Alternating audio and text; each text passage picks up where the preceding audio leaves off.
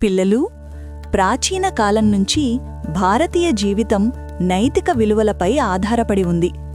బలహీనులపై కరుణ, పెద్దలపై గౌరవం, అవసరంలో ఉన్నవారికి సహాయం ఇవే మన సంస్కృతి లక్షణాలు.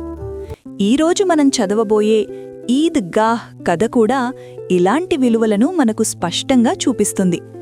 ఈ కథలో ఒక చిన్న పిల్లవాడు తన పేదరికాన్ని మించి ఎంత గొప్ప మనసుతో ఆలోచిస్తాడో చూద్దాం. రమజాన్ 30 రోజుల ఉపవాసాల తర్వాత ఈద్ పండుగ వచ్చింది. అది ఎంతో మనోహరమైన ఉదయం.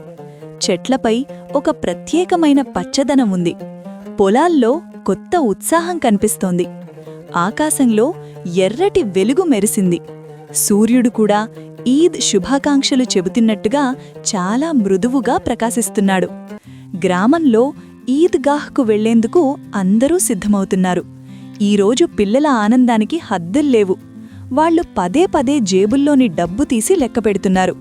మహ్మూద్ దగ్గర 12 పైసలున్నాయి, మొహ్సిన్ దగ్గర 15 పైసలున్నాయి. వాళ్లు ఈ డబ్బుతో బొమ్మలు, మిఠాయిలు, బుగ్గిళ్ళు, బంతులు, చాలా వస్తువులు కొనాలని ఉత్సాహంగా ఉన్నారు. ఈ పిల్లలందరిలో అత్యంత సంతోషంగా కనిపించేవాడు 4-5 సంవత్సరాల చిన్నవాడు హామిద్. అతడు చాలా పేదవాడు. గత సంవత్సరం అతని తండ్రి హైజా వ్యాధితో మరణించాడు. తర్వాత తల్లి కూడా అనారోగ్యంతో ఒకరోజు పరలోకానికి వెళ్ళిపోయింది. ఎవరికీ తెలియదు ఇంత అకస్మాత్తుగా ఇది ఎలా జరిగిందో. ఇప్పుడు హామిద్ తన అమ్మమ్మ అమీనాతో జీవిస్తున్నాడు. అమ్మమ్మ అమీనా హామిద్కు ఇలా చెప్తుంది: నీ నాన్న డబ్బులు సంపాదించడానికి వెళ్లారు. నీ అమ్మ అల్లా దగ్గరకు వెళ్ళి నీకోసం మంచి వస్తువులు తెస్తుంది. ఇవి నిజం కావు, కాని ఆశ అనే మాట హామిద్ జీవితంలో పెద్ద బలం. హామిద్ పాదాలకు చెప్పుల్లేవు, తలపై పాత టోపీ ఉంది. అయినా అతని ముఖంలో ఆనందం ఉంది. ఈద్ రోజు అమీనా ఒంటరిగా గదిలో కూర్చుని ఏడుస్తోంది. ఇంటి దగ్గర తినడానికి గింజ కూడా లేదు. పిల్లవాడు మేళాకు వెళ్ళిపోతే తనకు భయం. 3 కోసుల దూరం ఎలా నడుస్తాడు? పాదాలకు పుండ్లు వస్తాయేమో, మధ్యలో ఎక్కడైనా తప్పిపోతాడేమో. కాని హామిద్ ధైర్యంగా అంటాడు: అమ్మా, భయపడకండి, నేను త్వరగా వచ్చేస్తాను. గ్రామం నుంచి పిల్లల గుంపు ఈద్గాహ్ వైపు కదిలింది.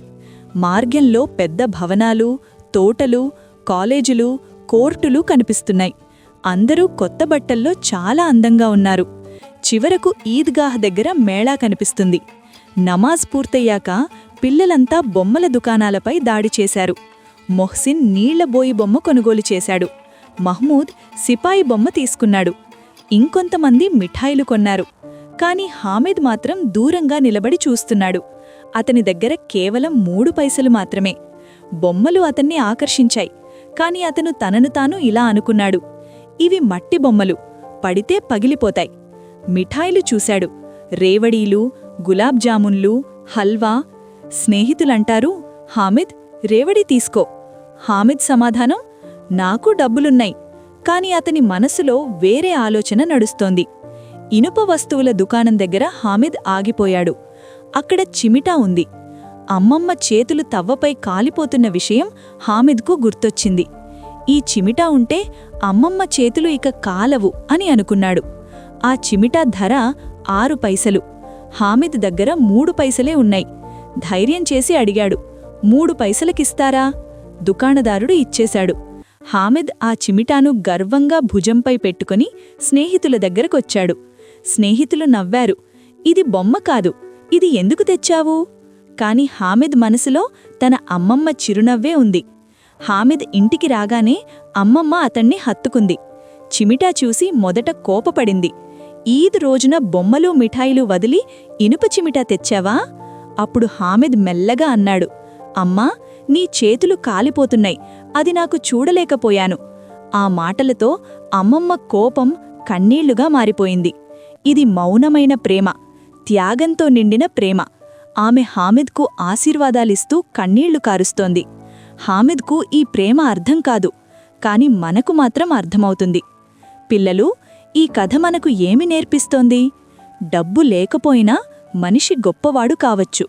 నిజమైన ఆనందం స్వార్థంలో కాదు, త్యాగంలో ఉంటుంది. ఇదే ఈద్గాహ్ కథ సందేశం.